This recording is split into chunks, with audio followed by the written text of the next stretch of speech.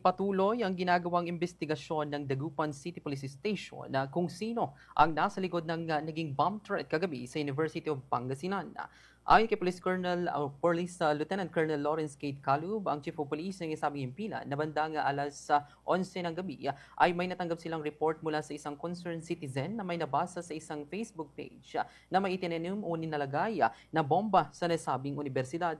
Dahil dito agad silang nagsagawa ng paniling at paghahalughog sa 5 building na nabanggit sa post gaya ng Nursing Department areas, NH Building, CMA Building, MBA Building at ang gym.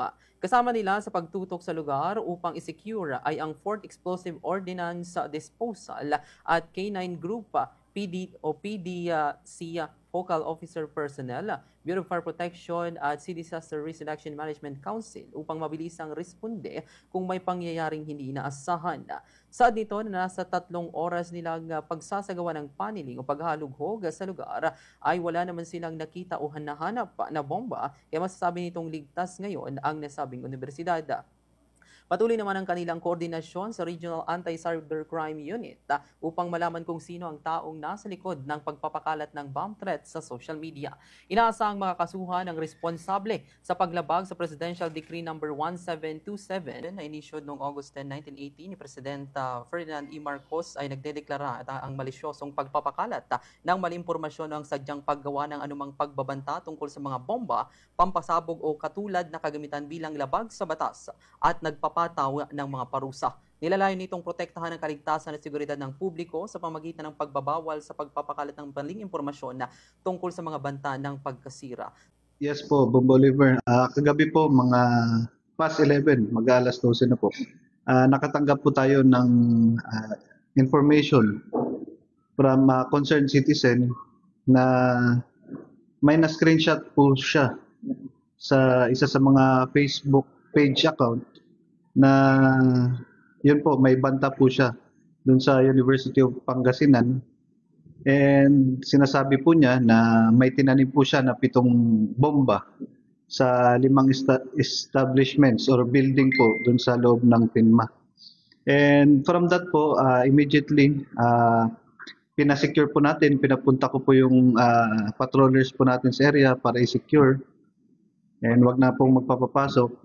Then we coordinated with the EOD sa mga composite units po ng EOD natin dito sa Pangasinan kasi po malaki. Malawak po yung area, may 8th floor, so maluwang po. So kinordinate namin, pumunta na naman po sila. Then in-invite din po natin yung fire truck, yung BFP natin para in case na may sunog, may magpula. Ganon din po yung sa CDRMMO natin, may ambulance para in case na may mangyari, may magtatakbo po. So kagabi po, in-invite po natin sila, and pagdating po, nagkandak tayo ng briefing about dun sa message. Then one by one, step by step, nagkandak po tayo ng paneling from building 1 sa gymnasium, sa nursing department, 5 building po yun. So isa-isa po natin sa 3 hours po, sa 3 oras po, natapos naman po natin na i-paneling yung lahat po ng buildings para po ma-secure yung pagpasok po ng estudyante, mga faculties. Sir, wala naman po tayong nakita po na bomba. Yes po sir. Sa pag-iimbestiga naman po natin dun sa Facebook page o Facebook account, yun po, i-exploit po natin ito. Nakausap ko na rin and magre-request po kami dun sa anti-cybercrime unit natin sa RACO 1. And in-advise po ako na ipipreserve yung lahat po ng evidence na nandun, and pwede rin po na i-possible takedown yung account para hindi na po mag-cause ng fear after po siya ma-preserve.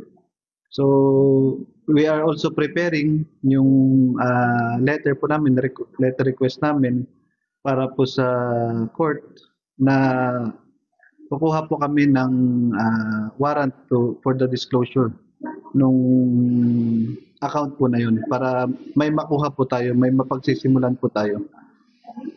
So tuloy-tuloy pa rin, Epic. Yes sir, hindi po natin palalagpasin yung mga ganitong klase ng bomb threat kasi marami pong naapektuhan. Ito po is kahit ng terrorism kasi it causes fear and panic sa public. So, yun po, pwede pong maharap po siya. Law po, pagkukos ng fear. At the same time po, pati rin po dito sa anti-terrorism po natin kasi yun nga po, nagkukos po siya ng fear and panic sa public.